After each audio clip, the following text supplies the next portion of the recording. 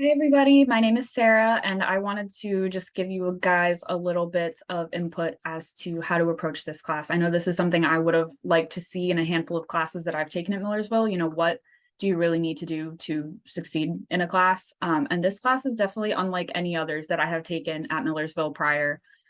This class requires a lot of time. It's a big time investment.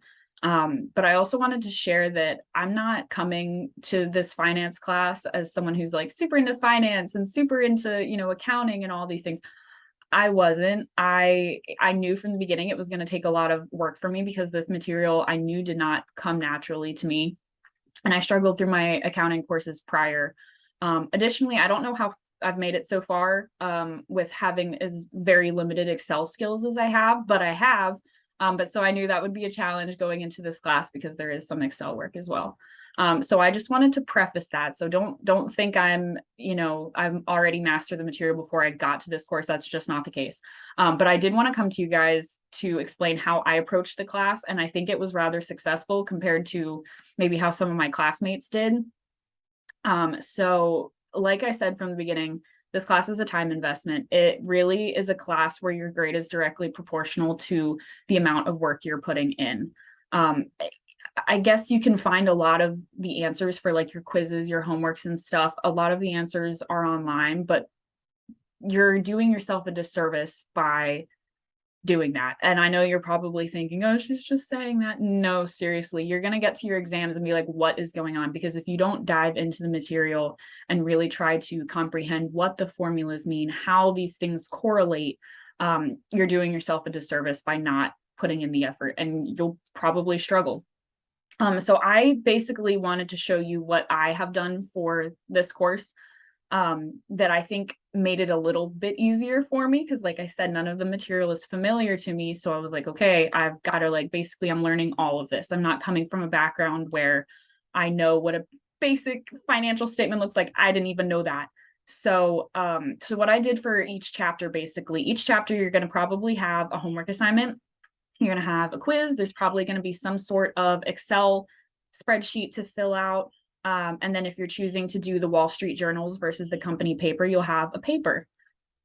So for each chapter, I would go through before we even learned the chapter. So it was usually the day that I would complete the chapter overviews on Connect. I would also go through the material and I would spend a good couple hours basically building myself a study guide.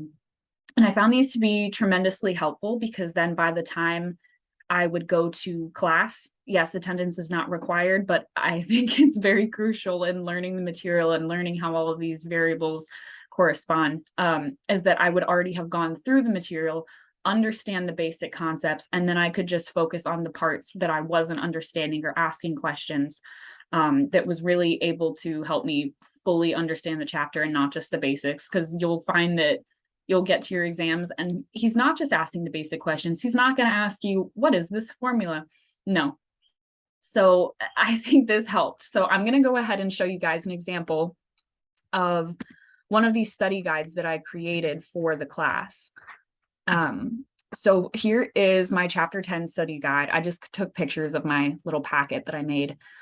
So on his D2L, he posts like lecture videos. Some of them will have some videos with some overview information in them. I go through and I take notes. I'm not somebody who's able to really retain information like that quickly. And so having these laid out in front of me while I was completing homework assignments and such was really helpful. So here I'm taking notes from the video. Ultimately, he was just talking about a lot of different vocabulary. There was some, numeric calculations that we were doing here, such as, salvage value versus tax rates and stuff like that. So I would also go through if there was any Excel spreadsheets that he would walk through. So this particular spreadsheet, he walked us through where the numbers had come from, how we got them and how we calculated everything. So I went ahead and printed out the spreadsheet fully filled out. But then I know that when I go back to it, I'm not going to remember how exactly we got these numbers. So print it out and then walk through the video with him and be able to figure out, okay, here's how we got this number. Here's the formula for this. Here's how the numbers all correlate. So I think that is an important way. Yeah, you can see all my scribblings as I'm walking through the video. Scribbling up these notes while we're in class too, I think is helpful, rather than starting from ground zero and having to write in the formulas. I've already got them. Additionally, a lot of classes, and my own experience as well, you don't really need to read the textbook. I'm telling you now, this is not one of those classes. I do know that a lot of my classmates probably got away with having not read the textbook. It's really helpful, especially when it comes to if you're writing your Wall Street journals. Your Wall Street journals are really meant for you to demonstrate your understanding of the topic. So you're not, again, just writing out formulas. You're explaining how those formulas interact and what happens to this variable when this variable decreases, increases, whatever. So going through the textbook and being able to understand it's all the same stuff. You really need to go through it, understand it, invest the time. So here we're calculating operating cash flows in different methods. So I'm writing down, in different problems, you might be given different information. How do those numbers work together to find your answers? I don't know. It's pretty straightforward, but here is one of the major time investments I put into this was writing down the guided examples. So a lot of these guided examples are going to correlate to your homework assignments. They're not going to be the same numbers, obviously, but very similar word problems. So he posts these guided examples on his D2L, and I know some of my classmates didn't even look at them, but those who did definitely just went through, viewed them, said, okay. But then you would get to, your quizzes and stuff and be like, how exactly did I do that? I don't remember. So I think it was crucial for me to have these all written down. And again, just really working through how these numbers work together, what exactly they represent.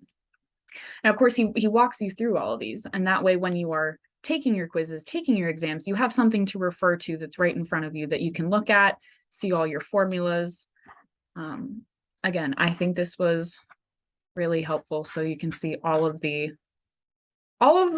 word problems. And again, this was one of the main time investments. Was here's my packet.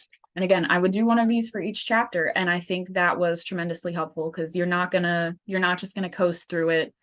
You really need to invest the time. So again, I'm here as a student who took the class. I'm not, being paid for this. This is genuinely my experience. And this is the advice I wish I would have known going into this, because a lot of classes you think, oh, they're saying to read the textbook, yada, yada, but you don't really need to. I'm telling you, do the work. Do the work. Alrighty. Good luck, everybody.